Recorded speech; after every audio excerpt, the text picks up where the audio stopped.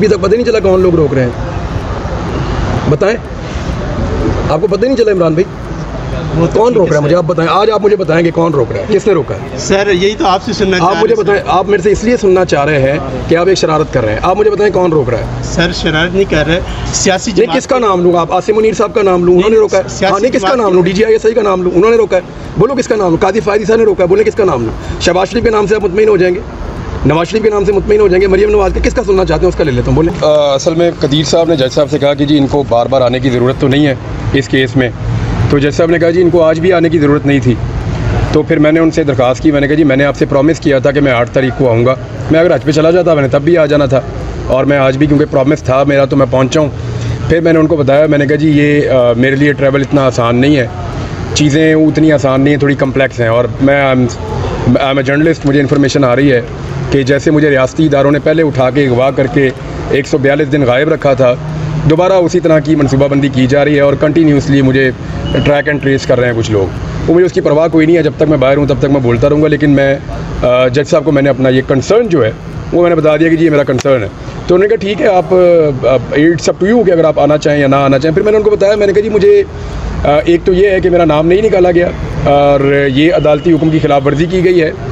दूसरी मैंने उनको ये बात बताई कि मुझे तो ASF ने दूसरा मुकदमा करवाया, तो मैं जुरिस्डिक्शन में था वहाँ पे एयरपोर्ट की और ASF की, तो ASF ने दूसरा मुकदमा करवाया, इसका मतलब है मैं उनकी हुदूद में था जब भी उन्होंने मेरे पे मुकदमा दर्ज करवाया। और ASF कैसे अलाउ कर सकती है नामालूम अफराद को जो मुंह पे मास्क लगा के आए कि वो मेरे जैसे बंदे को उठा के प्राइवेट गाड़ी में डाल के ले जाए वहाँ से, जबकि मेरे पास ऑर्डर्स भी हैं वफाकी हुकूमत की तरफ से और सेक्रेटरी का एक लेटर भी मौजूद है और यहाँ से मेरे पास अदालती ऑर्डर भी मौजूद हैं। तो ये ऐसा नहीं कर सकते थे। ये चीज़ मैंने जज साहब के सामने रखी कि जी ASF इज़ इन्वॉल्व और वो फेडरल गवर्नमेंट का इदारा है, पंजाब गवर्नमेंट का नहीं है। तो हम यहाँ पे पंजाब गवर्नमेंट की शिकायत लगाने या उनकी चीज़ें करने नहीं आए, वो हम वहाँ पे उनको इंशाल्लाह निपटेंगे। यहाँ पे जो हम चीज़ें लेकर आए हैं वो हमारी हैं सेक्रेटरी इंटीरियर से मुताल्लिक, उनको दी गई श्योरिटी से मुताल्लिक, और उनकी दी गई जो उन्होंने हमें और अदालत को श्योरिटी दी उससे मुताल्लिक, और जो ASF का कंडक्ट है जो फेडरल गवर्नमेंट का इदारा है उससे मुताल्लिक ये चीज़ें हम यहाँ पे लेकर आए हैं। अदालत को गुमराह किया गया, अदालत की जो है वो तौहीन की गई है। देखते ये हैं कि जजेस इसके ऊपर किस किस्म का रिएक्शन देते हैं। भारत बड़ा डिटेल्ड ऑर्डर उन्होंने लिखवाया और मैं उम्मीद करता हूँ कि अगली पेशियों के अंदर गवर्नमेंट को इसका जवाब देना पड़ेगा। इमरान भाई, आज शाह महमूद कुरैशी साहब को जो है कोट लखपत जेल में मुंतकिल कर दिया गया है, और क्या समझते हैं उनकी भी उसी तरह रिहाई मुमकिन हो सकती है जिस तरह परवेज़ लखपत जेल में ये है कि वहाँ पे क्योंकि केसेस चल रहे हैं जो लाहौर में मुकदमात हैं 9 मई के हवाले से, और दहशतगर्दी के जो मुकदमात हैं वो 9 मई के वहाँ पे हैं, वहाँ पे जेल के अंदर समाअत होती है केसेस की। तो क्योंकि शाह महमूद कुरैशी साहब को उन केसेस में इन्वॉल्व किया गया, लिहाजा इनको वहाँ पे शिफ्ट करना पड़ा और वहाँ पे अब जेल में उनकी समाअत होगी।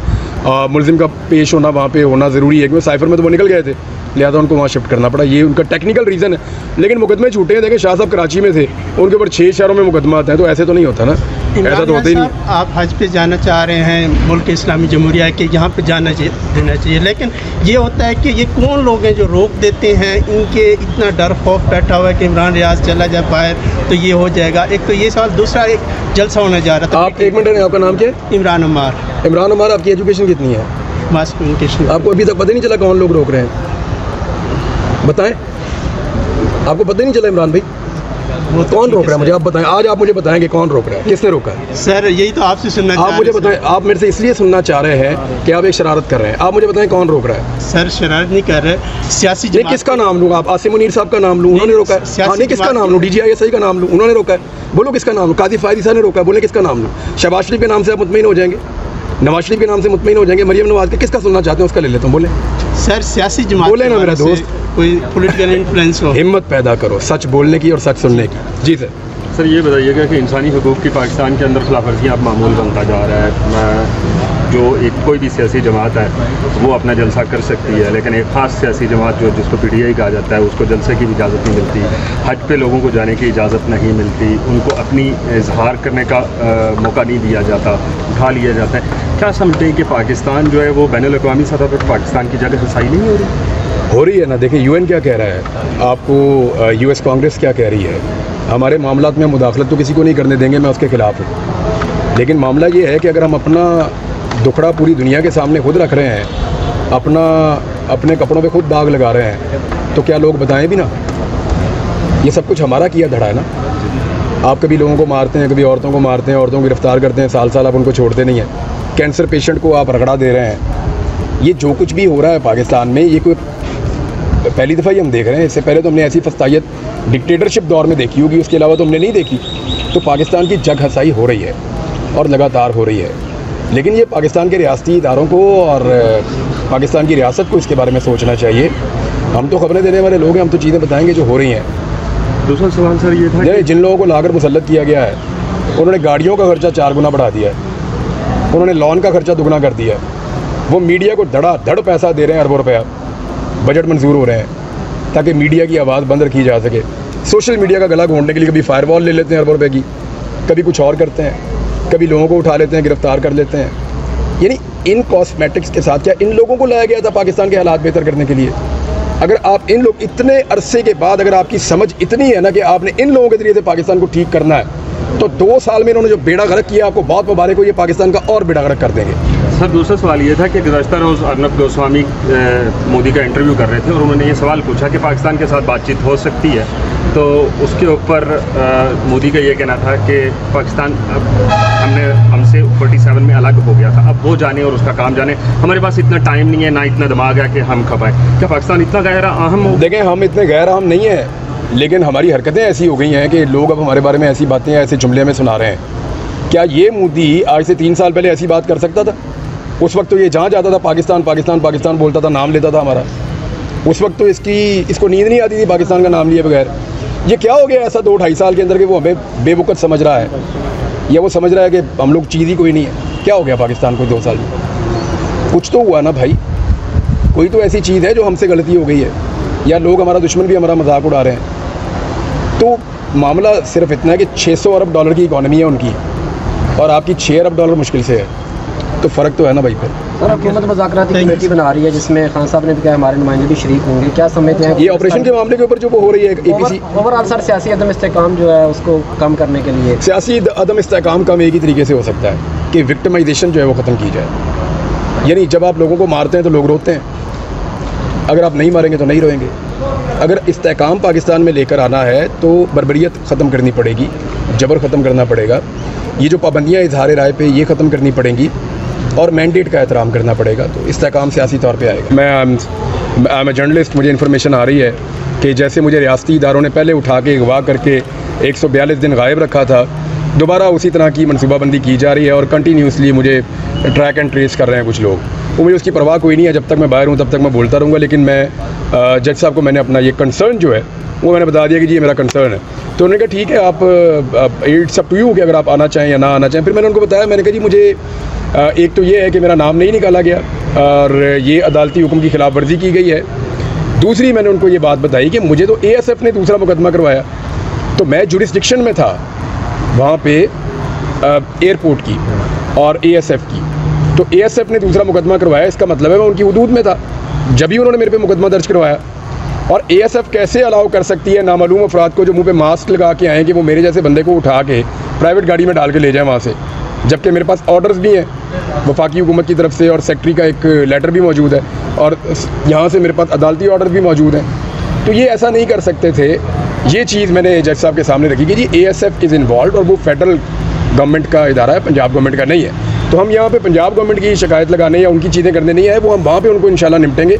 यहाँ पे जो हम चीज़ें लेकर आए हैं वो हमारी हैं सेक्रेटरी इंटीरियर से मुताल्लिक, उनको दी गई श्योरिटी से मुताल्लिक, और उनकी दी गई जो उन्होंने हमें और अदालत को श्योरिटी दी उससे मुताल्लिक, और जो ASF का कंडक्ट है जो फेडरल गवर्नमेंट का इदारा है उससे मुताल्लिक ये चीज़ें हम यहाँ पे लेकर आए हैं। अदालत केस में बड़ी कार्रवाई, इमरान रियाज खान साहब जो है ना वो अभी बाहर आ गए, उनके वकील से बात करते हैं, उनसे पूछते हैं क्या हुआ। जी कदीर भाई, आज की प्रोसीडिंग के बाद ऑर्डर बता देते हैं आपको, क्योंकि इन्होंने ऑर्डर सुना है, बहुत तफसीली ऑर्डर जज साहब ने लिखवाया।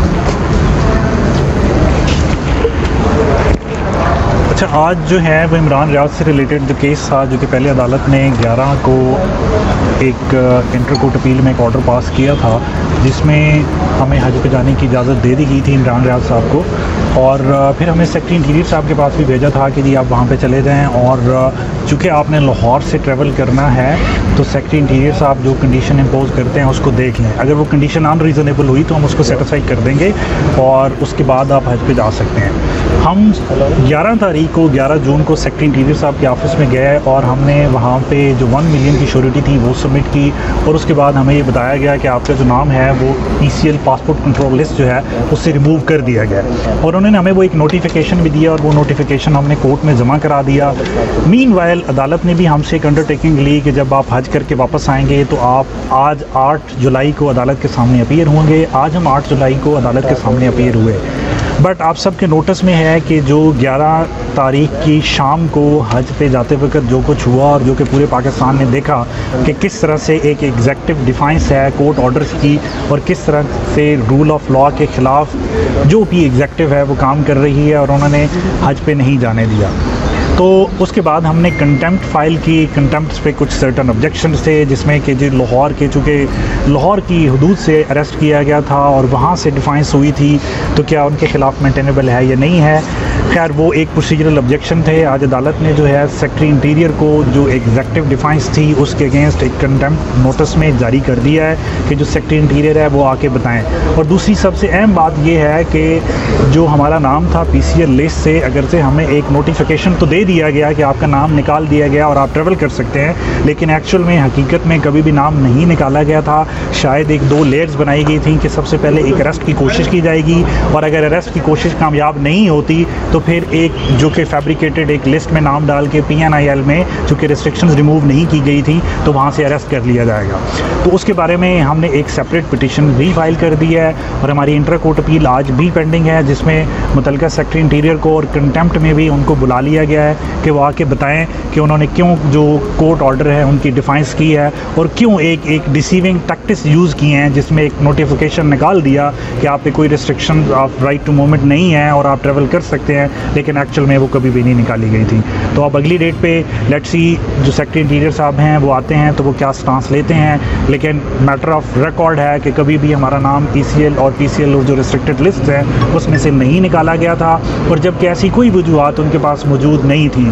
जिस दिन हम सेक्रेटरी इंटीरियर साहब के पास गए हैं उस दिन उन्होंने हमें पर्सनल अपॉर्चुनिटी ऑफ हियरिंग भी दी, लेकिन उसके बावजूद एक नोटिफिकेशन देने के बाद फिर से नाम डाल दिया या नहीं निकाला, ये एक सेपरेट चीज़ है। लेकिन रिस्ट्रिक्शन जो हैं वो हमारे राइट टू ट्रैवल पे वो हमेशा रही हैं। तो इंशाल्लाह इस केस को जो है वो आगे चलेगा और जो पाकिस्तान में रूल ऑफ लॉ की जो एग्जेक्टिव डिफाइंस की एक हालत है जो कि हमने देखा, अब अमेरिका में एक बहुत अर्सा पहले केस हुआ था चेरोकी लैंड केस, जिसमें एक जॉन मार्शल ने एक डिसीजन दिया था, तो प्रेसिडेंट जैक्सन ने कहा था कि if John Marshall has made a decision let him enforce it. तो हमने ये देखा कि सोशल मीडिया पे एक बात थी जब अदालत ने ये नाम निकाला कि इमरान रियाज को हज पे जाने दिया जाएगा, तो हमने सोशल मीडिया पे एक बात देखी और जो कि एग्जेक्टिव डिफेंस को सपोर्ट करते हैं उन्होंने ये बात कही कि जी नहीं जाने देंगे और फिर कहा कि नहीं जाने दिया।